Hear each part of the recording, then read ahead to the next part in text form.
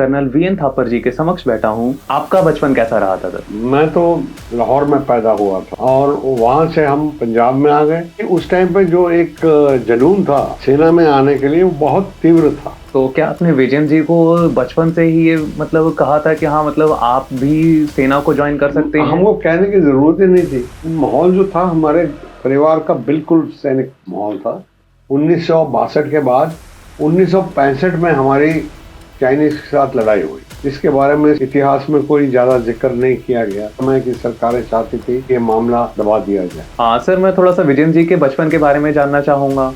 किताबी कीड़ा नहीं था। हमारा देश जो है दुश्मन ताकतों से घिरा हुआ है। वेस्ट की तरफ हमारा पाकिस्तान है, उत्तर में हमारे चीन है, अब बांग्लादेश भी हो गया। इस तरह का बड़ा गंभीर समस्या हो गई है। जो लड़ाइयां हैं वो हथियारों से लड़ी जाती, लेकिन विजय हथियारों के पीछे जो आदमी है वो लेके देता है। साल 1999, तारीख 28 जून, समय रात के 2 बजे, स्थान कारगिल का नौल मोर्चा। भारतीय टुकड़ी 2 पाकिस्तानी ठिकानों पर कब्जा कर चुकी है। अब बारी तीसरे स्थान की है, जहां से लगातार भारतीय सैनिकों पर गोलीबारी की जा रही है। वहीं कुछ दूरी पर चट्टान की ओट में 22 साल के लेफ्टिनेंट विजयन थापर खड़े हैं। कुछ देर इंतजार करने के बाद वो सीधे आगे बढ़ते हैं और मशीन गन के पीछे खड़े पाकिस्तानी सैनिक पर गोलीबारी कर देते हैं। उसी बीच दूसरी चट्टान पर बैठा पाकिस्तानी सैनिक उन्हें देख लेता है और गोली चलाता है। गोली सीधे विजयन थापर के सर में लगती है और वो वहीं वीरगति को प्राप्त हो जाते हैं। आज हम उसी बलिदानी के पिता रिटायर्ड कर्नल वीएन थापर जी के साथ मौजूद हैं। उनसे हमने कई विषयों पर चर्चा की, जिसमें भारतीय सैनिकों के जीवन के बारे में, उनका कैसा अनुभव रहा, जो वो जगह जगह पोस्टिंग रही सर की, साथ में सर ने कैसे अपने पूरे परिवार को देश सेवा में समर्पित कर दिया, और जो मॉडर्नाइजेशन का जो प्लान चल रहा है भारतीय सेना के अंदर, उसके बारे में हमने सर से विस्तार से चर्चा की है। उम्मीद है आपको ये एपिसोड पसंद आएगा। चलिए मिलाते हैं आपको कर्नल वीएन थापर रिटायर्ड से।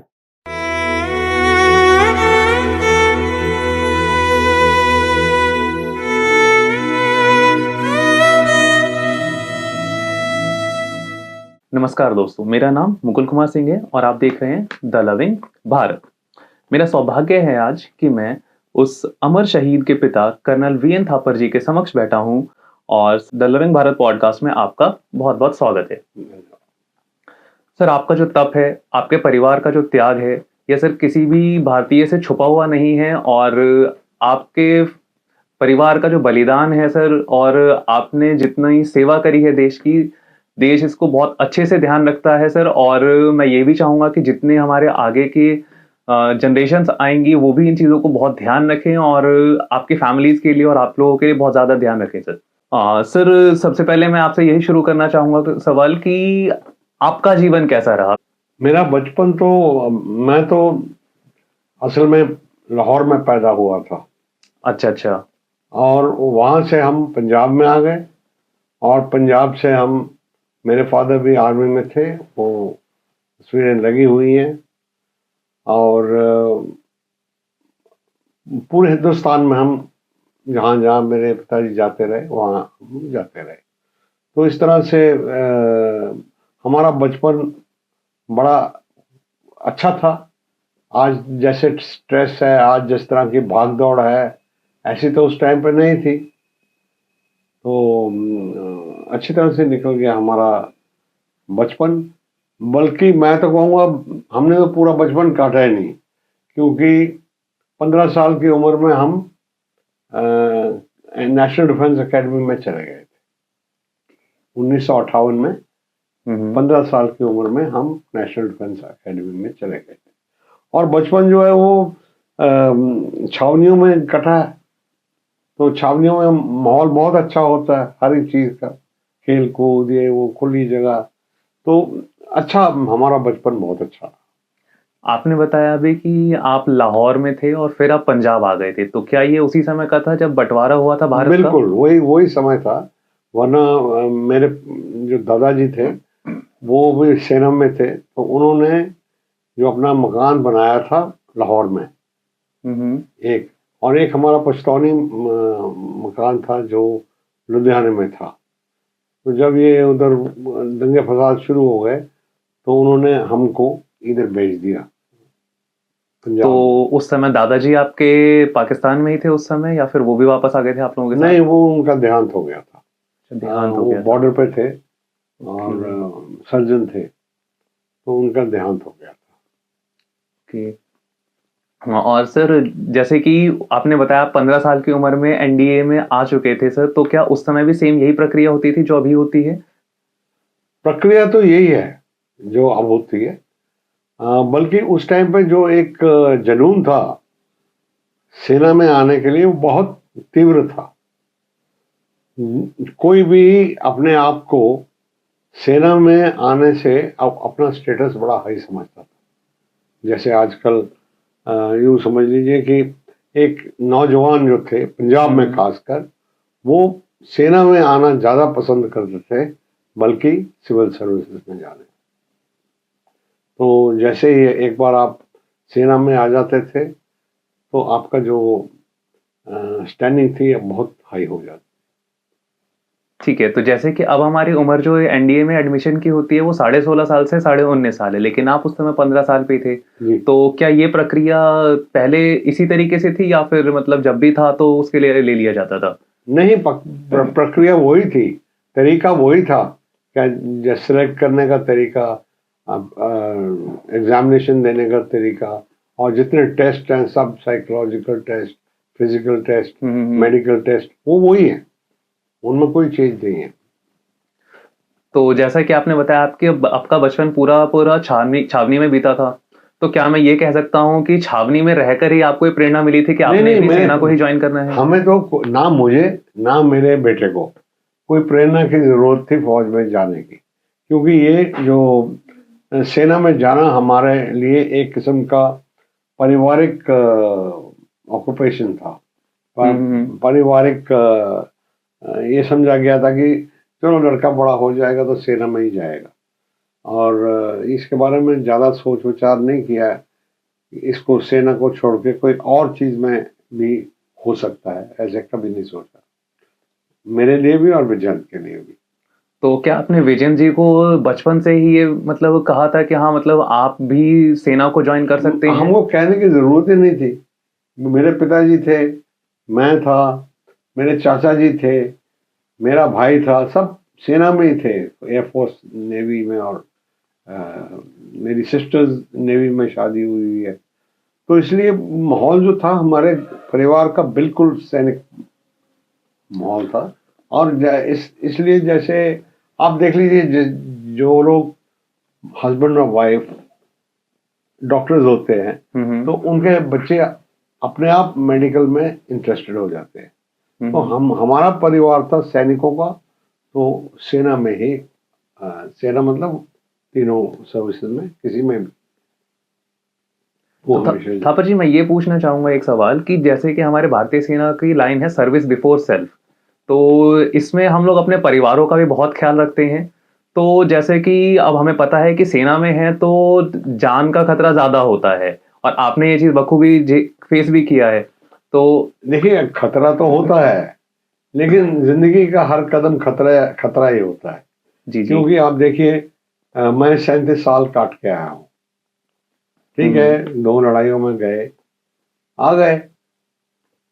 अब कभी कभी हो जाता है लड़ाई में, कई लोग कैजुअलिटीज हो जाते हैं, लेकिन ये भी कहना ठीक नहीं हुआ, क्योंकि अभी तक ऐसी घमासान लड़ाई जैसे सेकेंड वर्ल्ड वॉर वगैरह में थी नहीं हुई है, जहाँ पर लाखों लोग मरते हैं। ऐसी बात नहीं है, और वहां पे भी लोगों को जाना पड़ता है। अरे अपने देश की रक्षा हम नहीं करेंगे तो कौन करेगा? हमारे में से ही जाना पड़ेगा, और हमारे में से ही लोगों को बलिदान भी देना पड़ेगा। नहीं देने के लिए तैयार तो फिर पाकिस्तान आ जाएगा, चीन आ जाएगा। वो मातृभूमि के लिए हमें इतना तो करना पड़ेगा, इतना तो कर चुकाना होगा। हाँ।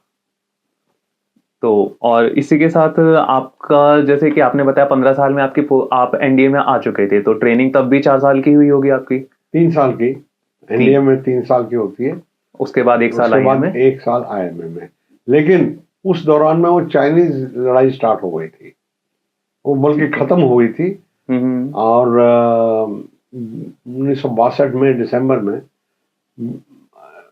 हमारी ट्रेनिंग बंद कर दी गई, और क्योंकि एकदम अफसर चाहिए थे लड़ाई के लिए। लेकिन हमें एक वो दुख रहा हमेशा पूरी जिंदगी भर कि उस लड़ाई में हम हिस्सा नहीं ले सके। सिर्फ 20 दिन लेट हमको कमीशन मिला। अगर 20 दिन पहले कमीशन मिल जाता तो हम भी लड़ाई में हिस्सा लेते, अपना योगदान दे पाते आप भी।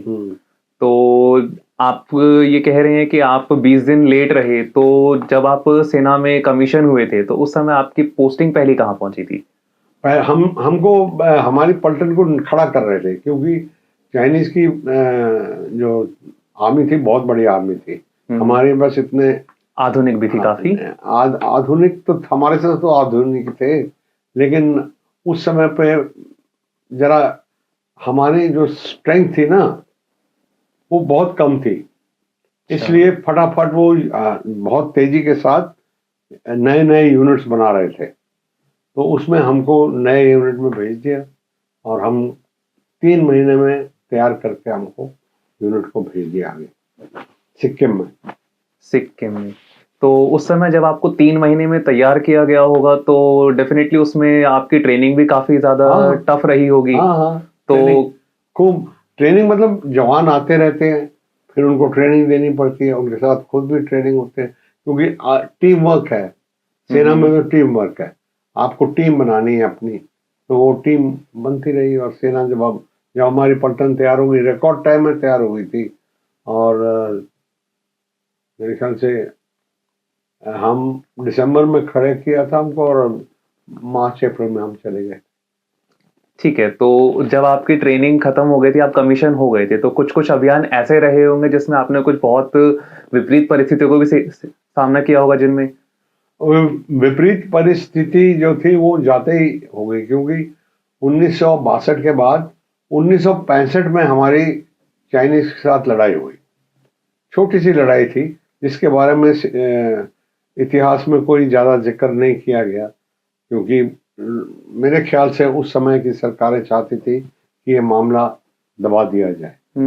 तो वो परिस्थिति थी एक, जहाँ पे मैं अकेला ही था 23 आदमियों के साथ। नथुला, जो आप एक जगह जानते होंगे, नथुला पास, हाँ, वहाँ पे अब तो वो काफ़ी सिविलाइज्ड हो गया है। उस टाइम पे तो बहुत खराब हालत थी वहाँ पे। तो वहाँ पे फिर हमारी लड़ाई हुई चीनियों के साथ। और जब वेस्ट में हमारी सेना पाकिस्तानियों के साथ लड़ रही थी, तो चाइनीज ने सोचा कि हम लोग अगर भारत के ऊपर फिर प्रेशर डालेंगे तो वो अपने सेना को पहाड़ों से उधर नहीं भेज सकते लड़ाई के लिए पाकिस्तान। तो इसलिए हमको बांध के रखने के लिए उन्होंने उधर हमला किया, लेकिन धोखा दिया उन्होंने और हमने धोखा खाया। हमारी आदत थी इस तरह से, हम दुश्मन की बहकावे में आ जाते हैं, हमारे नेता आ जाते हैं। ठीक है, और उस समय जैसे कि जब 65 का युद्ध था, तो उस समय हम देखते थे कि पाकिस्तान वायु हमले बहुत ज्यादा करता था हमारे ऊपर। तो क्या आपने ऐसा कभी कुछ देखा हो? मैं तो बॉर्डर पे था ना, मैं तो चीनियों के साथ मैं लड़ रहा था, तो हमने कैसे, वो तो दूसरी जगह पे था। तो हाँ, उनके पास, क्योंकि अमेरिका हमेशा पाकिस्तान को बहुत इमदाद देता रहा है। हाँ, F-16 दिया, उससे पहले स्टार फाइटर थे। तो बहुत सारी चीजें थी, और हमारे पास मिस्टेर ही थे उस समय। तो जब 65 का युद्ध था, फिर अभी हमने पिक्चर भी देखी थी जिसमें कि सरगोधा में जाके इन लोगों ने खत्म किया था उन सभी के विमानों को। वहाँ एक रेड उन्होंने सरगोधा में की थी, और बहुत अच्छी रेड थी। वहाँ पे जमीन पर ही इन्होंने नए हवाई जहाज जो थे पाकिस्तान के पूरे के पूरे नेस्तनाबूद कर दिए थे वो सारे के सारे। तो वो बहुत देख के बहुत प्रेरणा भी मिली थी युवाओं को। वो बहुत अच्छा एक्शन था, और हमने बहुत अच्छा किया 65 की लड़ाई में। एक जगह है अमृतसर के पास है, उसको पैटर्न नगर बोलते थे। पैटर्न टैंक था पाकिस्तानियों का, पैटर्न टैंक। हाँ, तो इतने पाकिस्तानियों के टैंक 400 450 टैंक जो थे डिस्ट्रॉय किए थे, उनको ले जाके उन्होंने पैटर्न नगर में रख दिया था। उस जगह का नाम ही बन गया पैटर्न नगर, जो कि ग्रेवयार्ड था टैंक्स का, इनका पाकिस्तानी टैंकों। और सोचने की बात यह है कि जो पैटर्न था और जो सेबर था और जो बाकी तोपखाना था उनका बहुत मॉडर्न था पाकिस्तानियों का, और हमारा पुराना था, बहुत सेकेंड वर्ल्ड वॉर का था। नैट हमारे पास फाइटर था, बहुत बेसिक फाइटर था, लेकिन उसके साथ भी लड़े और उन्होंने कामयाबी प्राप्त की। ठीक है, तो जैसे कि अब इसमें हम देखते हैं कि अब हमारे पास बहुत आधुनिक हथियार भी हैं। तो आधुनिक हथियार हैं तो क्या हम ये कह सकते हैं कि हम कभी भी युद्ध के लिए तैयार हो सकते हैं इसमें? नहीं, देखिए, आधुनिक हथियार का जो आपको समझना है, आधुनिक हथियार एक रिलेटिव टर्म है। आज वो आधुनिक है, कल को आधुनिक नहीं होंगे। आज जो हमारे लिए आधुनिक है वो बाकी देशों के लिए बहुत पुराने हो चुके हैं, तभी तो यहाँ पे वो भेज देते हैं। ठीक है, तो जैसे कि अब अभी हम देख रहे हैं कि हम आधुनिकीकरण की तरफ बढ़े जा रहे हैं। हमने अग्नि 5 मिसाइल बना रखी है, हमने पिनाका मिसाइल रेडी कर रखी है, और इसी के साथ हम उसको अब बाहर के देशों को दे भी रहे हैं। देखिए, कुछ भी हो जाए, हमको जो हथियार हमारे पास है उनके साथ हम लड़ेंगे और हम विजय प्राप्त करेंगे। ठीक है, मैं आपको ये कहना चाहता हूं कि जो लड़ाइयां हैं वो हथियारों से लड़ी जाती हैं, लेकिन विजय हथियारों के पीछे जो आदमी है वो लेके देता है। तो क्या हम तो यही हौसला हो तो आप जीत सकते हो। तो क्या हम यही कह सकते हैं कि जो भारतीय सेना की ताकत है वो यही है कि हौसला ही चाहिए सबसे यही पहला? है, ये बड़ी ताकत है हमारी सेना की, और हथियार आ जाएंगे तो और बेहतर हो जाएगी। तो हम ये भी कह सकते हैं इस तरीके से कि अगर हम हौसला रखें तो हम जीवन में कुछ भी प्राप्त कर पाएंगे फिर। बिल्कुल, हर चीज अगर हौसला ही है हमारे पास तो वो चीज नहीं, देखिए, बिना हौसले के तो आप जीत नहीं सकते। अगर आप बिना हौसले के एक क्रिकेट का मैच भी खेलने जाएंगे या फुटबॉल का मैच भी खेलने जाएंगे तो आप नहीं जीत सकते, लेकिन हौसले के साथ जीत सकते हैं। अब हम देख रहे हैं जैसे कि हमारे पास भारतीय सेना में अब शॉर्ट सर्विस कमीशन को ज्यादा किया जा रहा है। पहले होता था कि अगर आप एनडीए से हैं तो आप रिटायरमेंट के टाइम पे ही लेंगे, लेकिन अब जो है शॉर्ट सर्विस कमीशन जो है ज्यादातर दिया जा रहा है। और ना केवल भारतीय सेना में, वायुसेना और थल सेना में भी देख रहे हैं हम कि हाँ यही चीज चल रही है। तो क्या ये देश के लिए बेहतर है या फिर ये तरीका है कि हम सिर्फ नौजवानों को ही रखना चाहते हैं और जो बूढ़े होते जा रहे हैं उनको नहीं रखना चाह रहे हैं? वो भी बात ठीक है, क्योंकि एक ही ऑर्गेनाइजेशन है जो फौज है, जिसके अंदर एज और फिजिकल फिटनेस की बड़ी जरूरत होती है। तो जैसे जैसे जो मैं अब आज हूँ वो मैं 30 साल पहले, 40 साल पहले नहीं था। मैं ज्यादा ताकतवर था और सब कुछ था। तो यंग जो आदमी है वो ज्यादा फिट है सेना के लिए, और जैसे उसकी उम्र बढ़ती जाती है वो थोड़ा सा हर एक चीज में कमजोर होता जाता है। तो यंग इमेज रखने के लिए भी है। तो आप क्या कहना चाहेंगे, अग्निवीर जो है युवाओं के लिए एक अच्छी प्रेरणा है या फिर इसको सिर्फ हमें एक पेशे के तौर पे देखना चाहिए? नहीं, देखना तो आपको, देखिए, जो भी एक बार वर्दी पहनता है उसको देश के बारे में देखना है, बाकी अपने बारे में इसमें हम जब अपनी जान देने के लिए तैयार हैं तो पैसा तो मामूली चीज है, उसके बारे में ज्यादा नहीं सोचना। लेकिन हर एक का परिवार है, हर एक का वो एक पहलू है जिसको हमने नजरअंदाज नहीं कर सकते हैं। तो जो है अग्निवीर अच्छी है, एक नया तरीका निकाला है, क्योंकि इतनी एक्सपेंशन करने के लिए पुराने हिसाब किताब से तो बहुत मुश्किल हो जाएगा उनको पे और पेंशन देने का। इसलिए सोचते हुए सरकार ने ये लाया है। ठीक है, और ये एक कोई बहुत बुरी स्कीम नहीं है, क्योंकि जो हाँ, बुरा देखने में तो ऐसा कुछ नहीं लगा। अगर आप ध्यान से अपना जो आपको पैसा मिलता है उसको ठीक तरह से लगाएंगे बाद में, तो आप अपना शुरू कर सकते हैं कोई भी पेशा। सर, हमने कुछ साल पहले देखा था कि हमारे सरकारों ने सीडीएस का गठन किया था। तो सीडीएस का गठन जो किया गया वो ये बता के किया गया कि हमारे तीनों सेनाओं में तालमेल नहीं था उतना। तो सर, सीडीएस का जब गठन हुआ तो उसके बाद क्या तालमेल बेहतर किस तरीके से पॉसिबल है? देखिए, हर एक चीज को टाइम लगता है, हम्म। ठीक है। तो हमने अभी पहला स्टेप ले लिया, सीडीएस को लगा दिया। अब जो है ये जो इंटीग्रेशन है तीनों सर्विस की, उसको बहुत टाइम लगेगा। ऐसे नहीं कि आपने सीडीएस लगा दिया तो इंटीग्रेशन हो गया, नहीं, क्योंकि आपकी जो साइकोलॉजिकली सबको एक होना है, तो उसके लिए टाइम है। ठीक है सर। सर जैसे कि हमने देखा था जब लोंगेवाला का जो युद्ध हुआ था तो उसमें भारतीय वायुसेना ने भारतीय सेना को समर्थन दिया था। तो सर वो भी ये तब भी यही था कि जो भारतीय सेना है उसको भारतीय वायुसेना ने समर्थन दिया। तो उसके जब इतना है हमारे पास तो एक सीडीएस का गठन अलग से क्यों चाहिए हमें ऐसे? नहीं, सीडीएस का गठन एक जरूरी है, क्योंकि जो बैटल फील्ड है, जो युद्ध भूमि है, युद्ध की जो प्रक्रिया है ना, वो बदलती जा रही है, बहुत तेजी से बदलती जा रही है। इस तरह से बदल रही है कि लोंगेवाला का तो अब दोबारा हो ही नहीं सकता, इतनी स्लो स्पीड नहीं होगी। ये जो बैटल फील्ड की जो शक्ल है वो इस तरह से बदल रही है कि आने वाले टाइम में हमें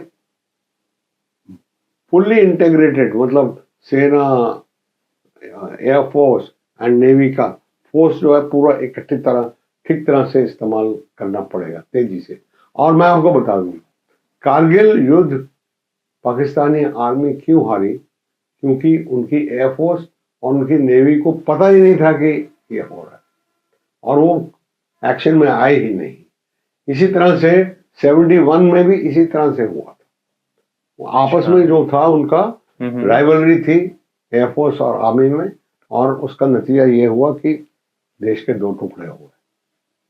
अच्छा सर, आपका जब आप कर्नल रैंक से रिटायर्ड हैं तो जब कर्नल रैंक पे आप पहुंचे होंगे तो आप एक कमांडिंग ऑफिसर हो गए होंगे। हाँ। तो सर कमांडिंग ऑफिसर बनने का जो आपका एक्सपीरियंस रहा होगा वो थोड़ा बताइए।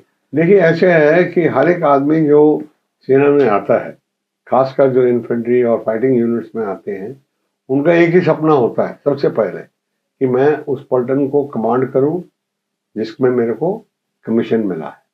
ये एक सपना होता है। और जब आपको कमांड मिल जाती है, एक 800 आदमियों की कमांड, बहुत बड़ी कमांड है, तो आपका एक सपना पूरा हो जाता है, तो बहुत खुशी होती है उसके बाद जब आपको, हमें भी बहुत खुशी हुई थी जब हम सीओ बने। तो सर लेफ्टिनेंट जो रैंक है वो सबसे बेसिक अफसर रैंक है और कर्नल रैंक जो है फ्लैगशिप ऑफिसर की सबसे बेसिक रैंक है वो भी। तो दोनों में किस तरह से डिफरेंस है? अरे उम्र का डिफरेंस है। एक सेकंड लेफ्टिनेंट जब आप भर्ती होते हो तब एक सीओ के पास हर समय पे 5-6 सेकंड लेफ्टिनेंट होते हैं, कैप्टन होते हैं, मेजर्स होते हैं, लेफ्टिनेंट कर्नल होता है। तो इसलिए उनमें कोई किसी किस्म का वो नहीं है, कंपैरिजन नहीं है। ठीक है, मैं ये पूछना चाहता जैसे कि कुछ पावर्स होती हैं जो एडिशनल मिलती होंगी। हाँ हाँ, बहुत पावर्स मिलती है एडिशनल। 800 लोगों को आप कमांड कर रहे हैं, तो इसलिए आपके जो पावर है लिखे हुए हैं, सेना ने बताया वो आपके पास क्या पावर है और क्या नहीं। ठीक है सर। हाँ सर, मैं थोड़ा सा विजयन जी के बचपन के बारे में जानना चाहूंगा कि वैसे तो आपने बताया था अभी कि वो पहले से ही उनका ये था कि हाँ उन्हें भी सेना ही ज्वाइन करनी है, और आपका भी था, आपको भी उन्हें कभी प्रेरित नहीं करना पड़ा। लेकिन बचपन में भी रहता है कि जब स्कूलिंग हुई होगी और फिर उन्होंने भी एनडीए ज्वाइन किया होगा जब, तो उससे पहले का जो फेज था उसमें आप कुछ बताना चाहेंगे अगर? देखिए, वो जैसे मैंने बताया, विजयन भी छावनियों में ही पले बड़े थे। हुआ। और हर छावनी में खुली जगह होती है, उसके इर्द गिर्द सिपाही, गोलियां फायर हो रही हैं, और जीपें चल रही हैं, टैंक चल रहे हैं, गन्स हैं बड़ी बड़ी। तो वो एक किस्म का माहौल अलग होता है। तो उस माहौल में वो बड़ा हुआ। हमेशा वो किताबी कीड़ा नहीं था। वो ये नहीं था कि मैं 99% मेरे मार्क्स आने चाहिए या ये आना चाहिए। उसको इस चीज़ की बिल्कुल फिक्र नहीं थी। कई बार हमारी ये उन्हीं का कमरा है। हम्म। उनके साथ मेरी काफी वो हो जाती थी नाराजगी कि भाई तुम पढ़ते क्यों नहीं। वो मैथ्स की इतनी बड़ी बड़ी किताबें रखी होती थी टेबल पे और वो नहीं पढ़ते थे, क्या करेंगे। वो उनको शौक नहीं, उनको शौक था खेल कूद का, बाहर जाने का, एडवेंचर का, आर्मी में जो कुछ होता है उसका। ठीक है सर। तो सर आप एक पिता के रूप में उनकी यादों को कैसे संजो कर रखते हैं? वैसे तो मैं देख रहा हूँ कि आपके घर में बहुत सारी चीजें हैं यहाँ ये पर जो कि सारे ये आपने उनका कमरा है, इसमें जो भी उनकी चीजें हैं सब पड़ी है। बचपन की भी चीजें हैं और ये सारे एल्बम्स हैं, उनकी पूरी जीवनी है इसके अंदर। और आप देखिए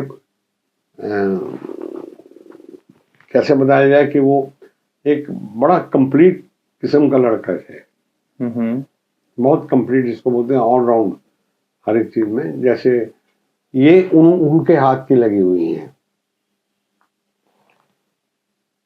तब से उनको ये शौक था। यहाँ पे उन्होंने अपना कॉकपिट बनाया हुआ था और वो अपना इमेजिनरी फाइटर उड़ाया करते थे बैठ के। और बाकी मतलब अच्छे, जैसे कि आप देख सकते हैं इस तस्वीर में, मजबूत नौजवान थे और बस उनका एक ही उद्देश्य था, सेना में जाने। ये है। ठीक है। और सर जैसे कि आज के युवाओं को अगर आप कहेंगे कि विजन जी से क्या प्रेरणा ले सकते हैं तो वो क्या प्रेरणा देखिए, लेंगे? सबसे पहली बात है, हर एक आदमी को, हर एक भारतीय को ये समझना चाहिए कि हमारा देश जो है वो दुश्मन ताकतों से घिरा हुआ है। ईस्ट वेस्ट की तरफ हमारा पाकिस्तान है, उन्होंने तो एक किस्म से अपनी पॉलिसी बनाई हुई है कि वो भारतवर्ष के टुकड़े टुकड़े करेंगे। ठीक है। उत्तर में हमारे चीन है, उत्तर में और नॉर्थ ईस्ट में चीन है। वो भी हमारे से बहुत एक तरह का दुश्मन ही है, बल्कि हम उसको पहला थ्रेट मानते हैं। अब बांग्लादेश भी हो गया, एक तरह का बड़ा गंभीर समस्या हो गई है। और सबसे अनफॉर्चुनेट चीज जो है हमारे देश में, देश के अंदर ही एक खतरा उत्पन्न हो रहा है और उसको भी देखना है। तो इसलिए हमारे जो नौजवानों के हाथ में ही हमारे देश की बागडोर होगी आने वाले टाइम पे, और उनको देखना है कि वो देश के लिए क्या कर सकते हैं। आजकल ज्यादा से ज्यादा युवक जो है, उनकी जो बेसिक वैल्यूज हैं, वैल्यू सिस्टम बिगड़ता जा रहा है। मेरे ख्याल से वो लोग आजकल ज्यादा झुकाव उस तरफ है जहां पे उनको सुविधाएं बहुत हैं और पैसा खूब मिलता है, वो उस तरफ को जाने की कोशिश करते हैं। और ज्यादा झुकाव बाहर जाने के लिए है, बाहर के विदेश में जाने के लिए। कहना चाहूंगा कि तुम्हारे देश की रक्षा, हमारे देश की रक्षा हमारे लोगों ने करनी है। अमेरिका नहीं आएगा, इंग्लैंड नहीं आएगा हमारे देश की रक्षा करने के लिए, हमको करनी है। ये आउटसोर्स नहीं किया जा सकता। आपको करनी है, नहीं करनी, नहीं करोगे तो दुश्मन आ जाएगा, वो तो तैयार है आने के लिए। और सर जैसा कि हम देख रहे हैं अभी कुछ दिनों से कि बांग्लादेश में भी नरसंहार चल रहा है, और ये हम नरसंहार तो वो तो नहीं देख पाए थे जो हमारा 1947 के टाइम पे हुआ था, लेकिन हम ये जरूर देख पा रहे हैं। तो क्या इसमें हमारा युवा कुछ ऐसा कुछ कर सकता है जिससे कि हम अपने देश को समर्थन दे सकें कुछ? हाँ, नहीं, ऐसा कोई काम भी ना करे आप लोग जो यूथ है, वो उनको सिर्फ वो काम करना चाहिए जिससे भारत देश जो है मजबूत बने और भी बेहतर बने। ऐसा नहीं होना चाहिए कि देश को हानि पहुंचे उनके काम से। कई उदाहरण दे सकता हूं मैं आपको कि अपने देश को कैसे खुद ही हानि करते हैं यहाँ। हाँ, मैं सुनना चाहूंगा ये। देखिए, मैं कल ही पॉडकास्ट देख रहा था, एक हावड़ा ब्रिज जो है उसका लोहा गल गया है। क्योंकि उसके ऊपर इतना थूकते हैं ये जो लोग। हाँ, और तो उसका जो थूकने से उसके ना जो एसिडिक प्रोडक्ट्स है जो गुटखे में होती है, उससे वो लोहा गल गया है। तो इस तरह से जो है देश का नुकसान नहीं होना चाहिए। और जहां तक बांग्लादेश की बात है, कुछ तो हमारी जो एटीट्यूड है, हमारे देश की जो एटीट्यूड है, वो बड़ी एक किस्म से सहानुभूति की और नरमपंथी है। इसकी वजह से वो लोग इतनी हिम्मत भी कर सकते हैं, वरना उनकी हिम्मत भी नहीं होनी चाहिए ऐसी कोई बात करने की। खासकर जिस देश ने अपना खून बहाया है उनको हाँ, 71 में जन्म ही दिया गया था उस समय। तो हाँ, इसमें जस्ट लाइक आपने बताया कि अभी देश की धरोहर को हम संभाल सकते हैं, तो ये तो सर एक दूर का नजरिया हो गया ना कि हाँ मतलब हम किस तरीके से समर्थन दे पा रहे हैं। तो क्या इससे और कुछ बेहतर भी पॉसिबल है? सब कुछ पॉसिबल है। मेरा मतलब है आप जो भी कर रहे हो, आप ये पॉडकास्ट बना रहे हो या आप मीडिया में काम कर रहे हो, क्यों ना आपका काम बेहतरीन हो, क्यों ना आपका पॉडकास्ट नंबर 1 बने। और अगर आप मेडिकल वाले हो, अगर आप इंजीनियर हो, अगर आप अलग अलग प्रोफेशंस में हो, तो बेहतरीन मेहनत करके करना चाहिए। हम देख रहे हैं कि ऐसे नहीं होता है। आप किसी भी डिपार्टमेंट को ले लीजिए तो आपको दिख जाएगा उसमें कितनी मेहनत से काम करते हैं। सर मैं ये क्वेश्चन पूछना चाहूँगा आपसे कि अभी हमारी चाइना के साथ 4 से 5 झड़पें हो चुकी हैं, जिसमें 2 तो वॉर ही थी 1962 और 67। उसके बाद 2017 में ढोकलाम पे भी इशू आया था, और उसके बाद अभी 2020 में जो रिसेंट स्क्रिमिश हुआ था, उसके बाद भी क्या हम चाइना पर भरोसा कर सकते हैं? हम स्टार्टिंग से सुनते आ रहे हैं हिंदी चीनी भाई भाई का स्लोगन। देखिए, आपको मैं बिल्कुल साफ बता दूं कि कारगिल की लड़ाई में हमारा एक शुरुआत में बहुत बुरा हाल हो रहा था, क्योंकि हमने भरोसा किया। फौज में भरोसे के लिए कोई, सैनिकों में भरोसे के लिए कोई जगह नहीं है, खासकर उन देशों से जिन्होंने हमारे ऊपर हमको धोखा दे चुके हैं। ठीक है, अगर उनके रिलेशन ठीक हैं तो ठीक है, लेकिन सेना को हमेशा सतर्क रहना चाहिए। सर मेक इन इंडिया पे क्या आपका पॉइंट है? मेक इन इंडिया पे ये है कि आप इतिहास पढ़ेंगे तो आप देखेंगे कि जब अंग्रेजों ने भारत को छोड़ा, जब तक अंग्रेज आए थे तो हमारा जो इंडस्ट्रियल बेस था बहुत अच्छा था, बहुत अच्छा था। लेकिन जब तक वो गए उन्होंने हमको इतना डिपेंडेंट कर दिया उनके ऊपर, क्योंकि उनको हमारे को सामान भेजकर हम पैसा बनाने में बहुत फायदा होता था। हम लोग एक सुई तक नहीं बना सकते, सुइयां भी वहां से इंपोर्ट होके आती थी।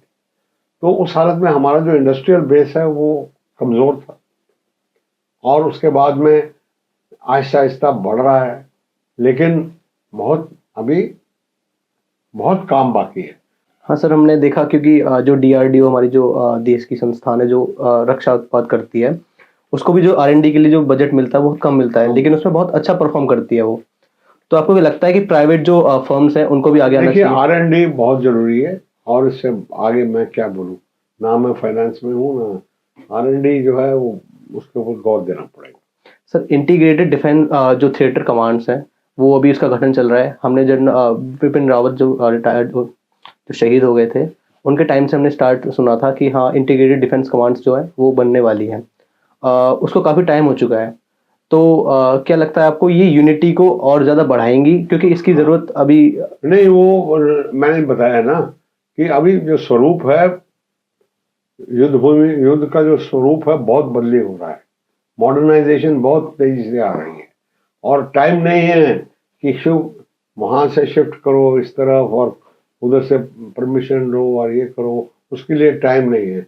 इसीलिए थिएटर कमांड बहुत जरूरी है, और थिएटर कमांड बन रहे हैं।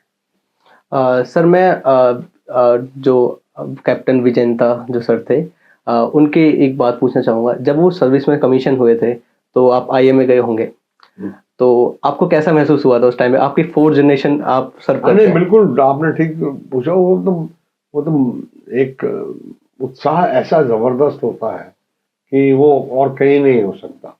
क्योंकि जब वो मार्च कर रहे थे तो 1962 की मेरे को याद आ गई, जब मैं वहीं पे मार्च कर रहा था। तो ये इस तरह से। तो सर कभी आपने अपने बेटे के सामने सर्व किया होगा कभी आपने? आप रिटायर्ड कब हुए थे सर?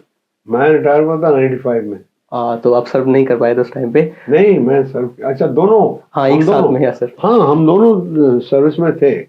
4 साल की मुझे एक्सटेंशन मिली थी, तो इसलिए मैं रिटायर हुआ हूँ अप्रैल में, और उनका लड़ाई में शहीद हो गए थे जून में।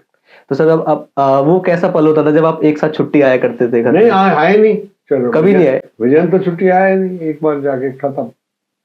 सर जैसे कि हमने देखा कि भारतीय सेना में एनडीए के थ्रू अब हम महिलाओं को भी ले रहे हैं, तो क्या हमारी भारतीय सेना उसके लिए तैयार है और उनको फॉरवर्ड बेसिस पे डिप्लॉय करने के लिए भी तैयार है वो? आप कारगिल जाइए, आपको लगेगा कि यहाँ ज्यादा लड़कियां हैं और आदमी कम है। चारों तरफ आपके लड़कियां हैं, और ऐसी कोई बात नहीं। मैं ओटीएस में भी गया हूँ, मैं एनडीए में भी गया हूँ, लड़कियां बड़ी खुश हैं। अब वो पहले था बैरियर, एक किस्म का बैरियर था। हमारे टाइम में तो लड़की फटक नहीं सकती थी एनडीए के नजदीक। अभी तो आती हैं, घूमती हैं उधर, लड़के उनके साथ घूमते हैं संडे को, कोई प्रॉब्लम नहीं है। डांस होते हैं, सब कुछ होता है। कोई मतलब ये इरेलेवेंट पॉइंट है अभी आज के उसमें, क्योंकि लड़कियां खुद आपको, वो आपके इस बात को लाइक नहीं करेंगे कि आपने ये सवाल। ठीक है सर। सर अब मैं खत्म करना चाहूंगा अपना पॉडकास्ट, लेकिन मैं ये कहना चाहूंगा आप कुछ संदेश देना चाहें अगर देश या युवाओं को तो। मैं तो यही संदेश दूंगा कि देखिए, आप लोग जो हैं, आपने देश को आगे ले जाना है, आपकी जिम्मेवारी है।